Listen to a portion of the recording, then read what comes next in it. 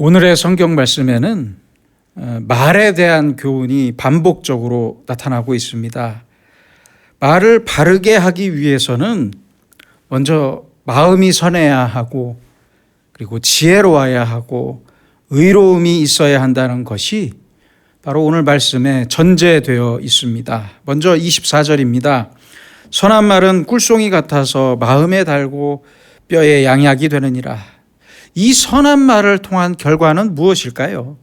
21절로 23절에 보시면 먼저는 학식, 지식을 더하기도 하고 명철과 지혜를 얻게 됩니다. 그래서 선한 말이 꿀송이 같아서 마음에 달다고 말씀합니다.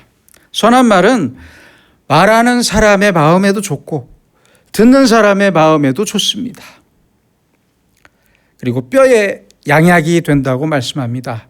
옳으신 말씀입니다.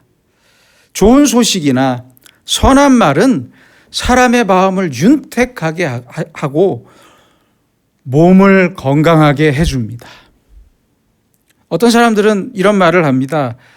요새 같아서는 어떤 뉴스도 보고 싶지 않다고. 뉴스를 볼 때마다 아주 끔찍한 뉴스를 접하는 게 싫어서 보고 싶지 않다고. 사회나 정치를 보면 안 좋은 소식들이 많아서 뉴스 보기가 싫다고. 차라리 아무것도 안 듣고 안 보고 싶다고 말합니다. 사실입니다. 다시 한번 깊이 생각해 봅시다. 우리 그리스도인인 우리는 얼마나 좋은 소식을 전하며 살고 있습니까? 돌아보시기 바랍니다. 내 말 한마디가 얼마나 대단하겠습니까? 이렇게 생각하지만 아닙니다. 그렇지 않습니다. 그래서 우리는 내 입으로 항상 좋은 소식, 선한 말 외에는 하지 않겠다고 그렇게 다짐하는 마음이 중요합니다. 어쩌다 내가 괴롭거나 나쁜 소식을 들었어요. 그러면 나 하나로 족합니다. 나 하나로 족해요. 내가 그 나쁜 소식을 듣고 괴로운 소식을 들었으면 내가 듣고 소화했으면 끝이에요. 그렇잖아요.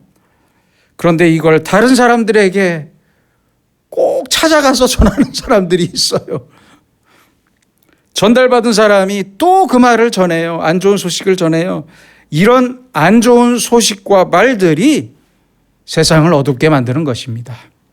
그래서 좋지 않은 소식이나 악한 말은 듣지 않는 게 제일 좋고, 어쩔 수 없이 들었다면 나에게서 끝내야 합니다. 이것을 굳이 다른 사람들한테 얘기하거나 전파할 필요가 없어요. 확산시킬 필요가 없어요. 왜요? 나쁜 소식이 사람의 마음을 어둡게 하기 때문입니다. 또 나쁜 소식이 사람의 뼈를 마르게 하기 때문입니다. 그러므로 우리가 그 사건 자체, 나쁜 사건 자체를 우리가 막을 수는 없어요. 하지만 적어도 내 입을 통해서는 나쁜 소식이 전해지지 않는 그런 사람으로 살아야 합니다. 그러한 말씀입니다. 그래서 좋은 소식을 전하기 위해서 노력해야 하고, 선한 말을 하면서 내가 하는 말을 통해서는 산소 같은 말, 그렇죠? 남을 기분 좋게 하는 그런 말만 하기로 다짐하고, 그런 말만 하면서 삽시다.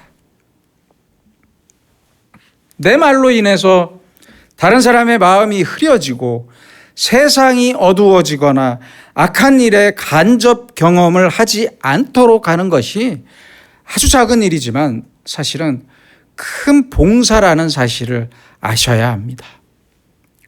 돈 안 드는 봉사예요. 이것은 남에게도 좋지만 사실 나에게도 좋은 것입니다. 나쁜 말을 전하면 그 말을 전하는 나도 기분이 나쁘잖아요.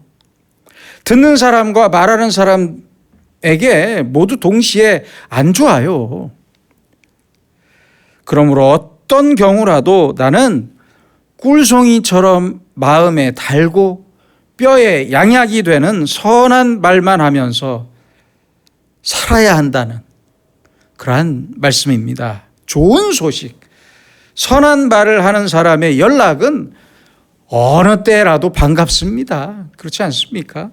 그런데 보면은 항상 안 좋은 일로 전화하는 사람들이 있어요. 큰일 났습니다. 이러면 내 가슴도 덜컥 내려앉습니다. 근데 사실 들어보면 별일도 아니에요. 이런 사람은 그 입도 회개해야 합니다. 세상에는 언제나 선한 말과 악한 말, 이렇게 두 가지의 말이 있습니다. 그래서 우리는 최소한 나쁜 소식이나 악한 말을 전파하는 것을 막아야 합니다.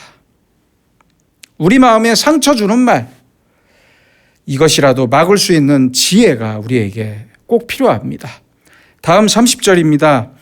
눈짓을 하는 자는 패역한 일을 도모하며 입술을 닫는 자는 악한 일을 이루느니라. 눈짓을 하는 자, 영어 성경에 보면 그 윙크하다의 윙크로 번역되어 있습니다. 이런 사람들은 은밀하게 자신들만의 신호를 주고받으면서 악한 일을 계획합니다. 그렇죠? 동시에 입술을 닫는 자를 말씀하고 있습니다. 이 악한 계획을 묵인하는 사람들입니다. 악한 일인 줄 뻔히 알면서도 그 입술을 닫아버린 사람들 때문에 그 악한 계획이 용인되고 이루어집니다. 악한 계획을 세우는 사람이나 그 악한 계획을 알면서 묵인하는 사람이나 똑같습니다. 말 안 한다고 내 입만 닫는다고 내가 선한 사람 되는 게 아니에요. 똑같은 사람일 뿐이에요. 악한 일을 보았으면 바르게 대처해야 합니다. 아니 내가 내 입만 닫는다고 해결이 되는 것입니까? 아니잖아요. 내 입을 닫는 사람도 이렇게 눈짓을 하는 사람과 똑같은 사람들입니다. 똑같은 사람입니다. 사실 우리나라는요, 다른 선진국들에 비해서 내부 고발자나 공익 제보자를 지키기 위한 노력이 거의 없습니다. 안타까운 현실입니다. 그래서 내부 고발자들이 용기 있게 진실을 말한 그 대가가 너무 참혹합니다. 너무 가혹합니다. 1992년 이지문 중위는 14대 국회의원 선거에서 군대의 부재자 투표에서 당시 여당이었던 민자당 후보를 찍으라고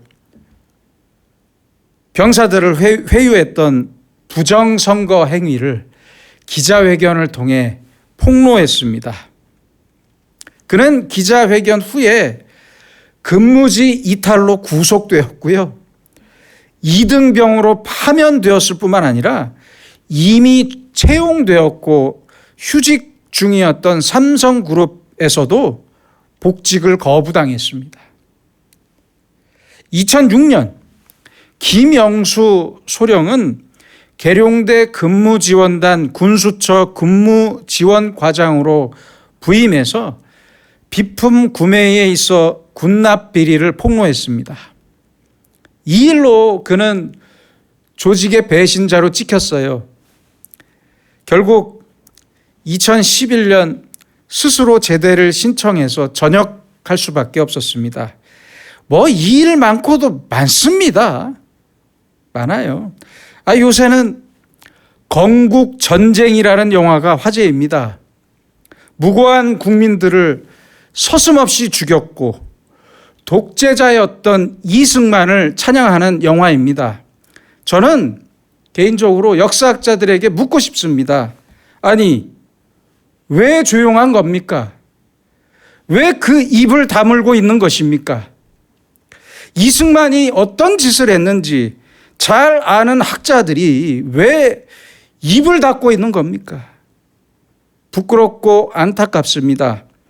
제가 좋아하는 역사학자인 전우용 씨, 그리고 역사 강사인 황현필 씨 같은 사람들만 제대로 된 말을 하고 있습니다. 전우용 역사학자는 말합니다. 이승만 전 대통령이 국부면 4.19 열사들은 아버지를 내쫓은 후레자식이 된다. 아무리 이승만 전 대통령의 잔인성과 무책임성, 부정부패를 본받고 싶더라도 4.19 민주묘지에 묻힌 선열들과 대한민국 헌법을 욕보이는 짓은 작작 좀 하자. 대단히 옳은 말입니다. 아주 속이 시원한 말입니다. 그뿐입니까? 사람들은 뇌물을 주고받는 것을 보면서도 그 입을 닫습니다. 악한 일을 뻔히 보면서 입을 닫아요. 이렇게 묵인하는 행동과 사람들 때문에 더 많은 심각한 사회적 문제가 발생하게 됩니다. 악한 일을 보면서 자기 입술을 닫아버리는 기회주의적인 행위는 똑같이 악한 행위입니다. 잊지 마시기 바랍니다. 31절입니다. 백발은 영화의 면류관이라 공의로운 길에서 얻으리라. 백발, 즉 장수는 분명히 하나님께서 주신 복입니다. 예전에도 말씀드렸지만 사람의 병 중에서 반 이상은 자기가 스스로 만든다고 합니다. 그래서 사람은 스스로 만성 자살을 하고 있다는 이 말을 저는 늘 기억하며 살고 있습니다. 생명은 하나님께 있습니다. 이것은 분명한 사실입니다. 그러나 동시에 이 건강을 잘 관리할 책임은 사람에게 있습니다. 하나님께서 생명을 주관하신다고 해서 내 마음대로 먹고 내 마음대로 살면서 내 몸을 마음대로 굴리는 건 자살행위입니다. 만성 자살입니다. 그러므로 우리가 우리의 재산을 잘 관리해야 하는 것처럼 우리의 건강도 내가 잘 관리해야 합니다. 그것은 내 책임입니다. 누구의 책임도 아니라 내 책임입니다. 내 책임. 생명은 하나님께 있지만 건강은 그래서 우리 손에 달려 있고 하나님께서 주신 건강을 잘 관리할 책임이 바로 우리에게 있습니다. 여러분, 백발은 확실히 영광의 면류관입니다. 그러나 이것은 내가 의로운 길에 있을 때만 얻을 수 있는 영광입니다. 꼭 잊지 마세요. 백발이라고 다 영광스러운 게 아닙니다. 나이 들었다고 다 철드는 게 아니잖아요. 의로운 길에 있을 때만 얻을 수 있는 영광을 말씀하시는 겁니다. 그래서 계속해서 말씀합니다. 공의로운 길에서 얻으리라. 대단히 중요한 말씀입니다. 불의한 길에 서 있는 사람은 남보다 자기 자신을 죽이고 있다는 것을 잊지 말아야 합니다. 그래서 선하고 먼저 의로워야 합니다. 그런 사람에게만 그의 백발이 영화의 면류관이 되는 것입니다. 32절입니다. 노하기를 더디하는 자는 용사보다 낫고 자기의 마음을 다스리는 자는 성을 빼앗는 자보다 나으니라. 바로 이 사람이 건강하게 장수할 수 있는 사람이고 백발이 면류관이 되는 사람입니다.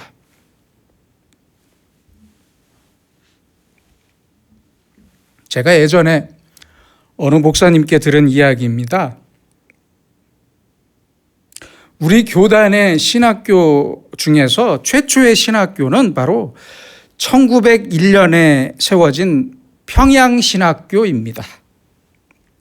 이 목사님이 평양신학교 졸업생들부터 시작해서 그 가족들 이렇게 저렇게 모여서 500여 명이 모이는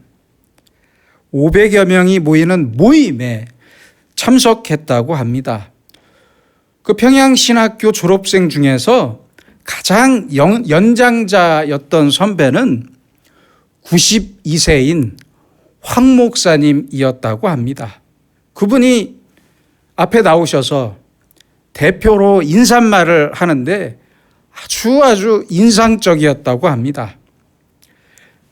여러분, 나만큼 살고 싶으십니까? 화내지 마세요. 끝! 이러고 내려가셨다고 합니다. 재밌죠? 여러분, 화내지 마세요. 화내지 마세요. 화내면 오래 살고 싶어도 못 삽니다. 잊지 마세요. 마음이 부글부글 끓어오르면 오래 못 살아요. 온유한 사람이 오래 살 수 있고요. 선한 마음을 가져야 오래 삽니다. 온유하고 선한 마음이 장수의 비결입니다. 2009년 노벨 생리의학상 수상자인 엘리자베스 블랙번과 엘리사 에펠 교수는 뉴욕타임즈가 선정한 베스트셀러에 오른 더 텔로미어 이펙트라는 책에서 우리나라 말로는 늙지 않는 비밀이라는 제목으로 번역이 됐는데요. 그 책에서 이렇게 말합니다. 유전적인 이유로 일찍 사망하는 사람은 인구의 15% 정도이다. 나머지 사람들은 매일매일의 선택에서 더 큰 영향을 받는다.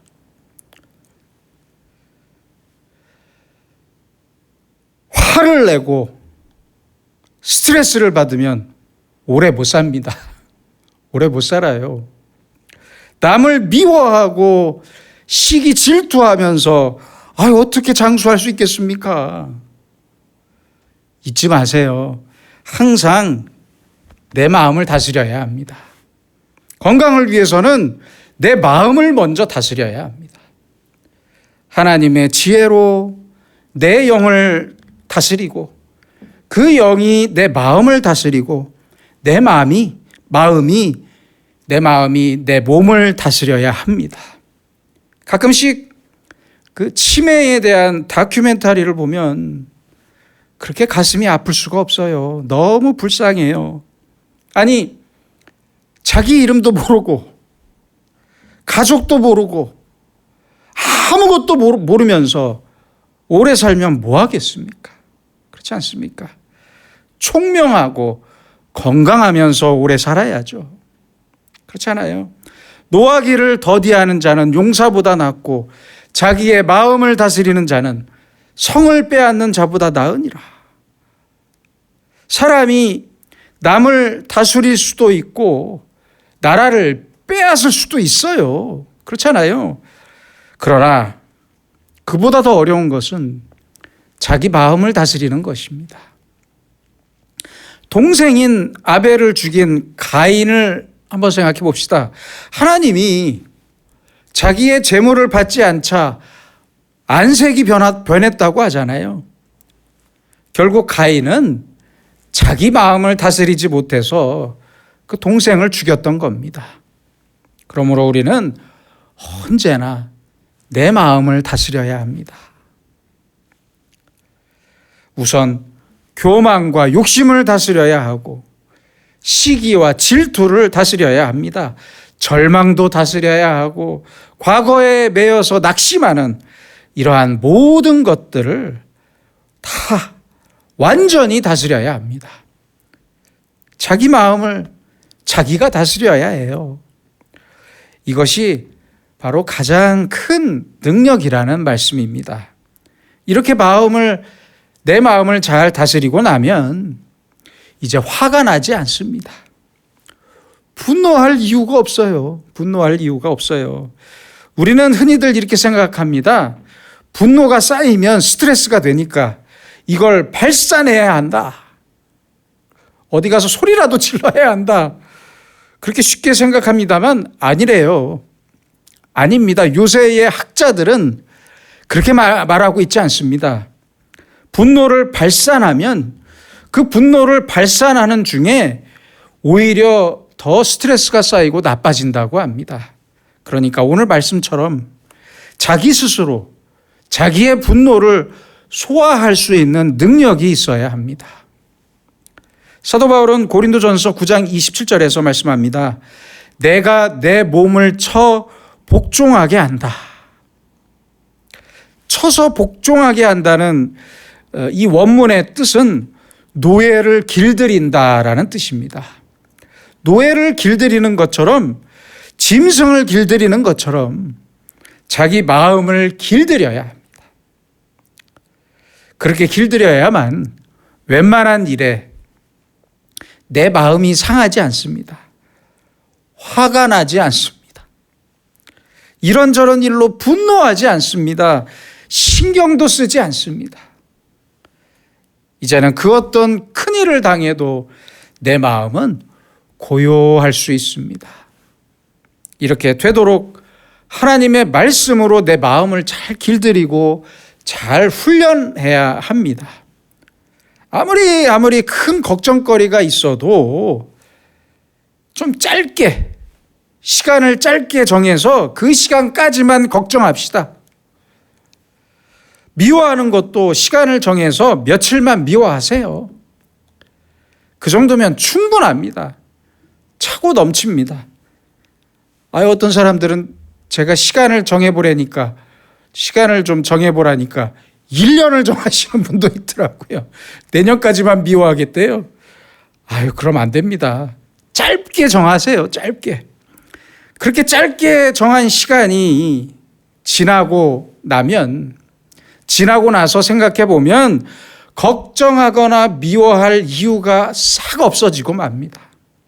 걱정할 문제가 아니었어요. 미워할 사람이 아니었어요. 걱정하거나 미워했던 자신이 부끄러운 마음이 들고 반성하게 됩니다. 생각해 보세요. 지금 내가 억울하게 사기를 당해서 내 재산을 잃었다고 합시다. 그것 때문에 걱정하고 막 스트레스 받아서 내 마음도 잃어버리고 내 건강까지 잃어버리게 됩니다. 마지막에는요, 생명까지 잃더라고요. 생명까지. 이게 무슨 짓입니까? 그럴 필요 없습니다. 처음에 재산을 잃은 것은 내 실수라고 할 수 있습니다. 그러나 내가 내 마음을 다스리지 못해서 내 건강을 잃는 것은 분명히 내 책임입니다. 잊지 마세요. 잊지 마셔야 합니다. 그래서 33절입니다. 제비는 사람이 뽑으나 모든 일을 작정하기는 여호와께 있느니라. 너무 귀한 말씀입니다. 결국은 다 하나님께 있는 일이기 때문에 화내거나 걱정하거나 고민할 필요가 없습니다. 그래서 내 마음을 잘 다스려야 합니다. 그래야만 우리가 백발이 되기까지 건강하게 장수할 수 있고 내 백발이 영화의 면류관이 되는 큰 기쁨과 영광을 소유할 수 있습니다. 기도하겠습니다. 거룩하신 아버지 하나님, 어리석고 미련한 말, 주님으로부터 징계를 받을 말들이 차고 넘치는 세상 속에서 우리의 입술은 선한 말로 주님의 사랑과 은혜를 전하고 있는지 반성합니다. 우리의 입술이 누구에게나 꿀송이 같은 선한 말을 전하게 하시고 좋은 소식을 나누며 사는 복된 입술이 되게 하옵소서. 동시에 패역한 일을 보면서 입술을 닫아버리는 기회주의자가 되지 않게 하옵소서. 또한 모든 일에서 온유한 마음을 주셔서 급한 마음과 분노를 버리게 하시고 언제나 내 마음과 말과 행동을 잘 다스리며 살게 하시고 모든 일을 작정하시고 이루시는 하나님의 크신 능력을 바라보면서 내 백발이 나의 면류관이 되는 큰 영광과 기쁨을 누리며 살도록 우리를 인도해 주시옵소서. 예수님의 이름으로 기도드립니다. 아멘.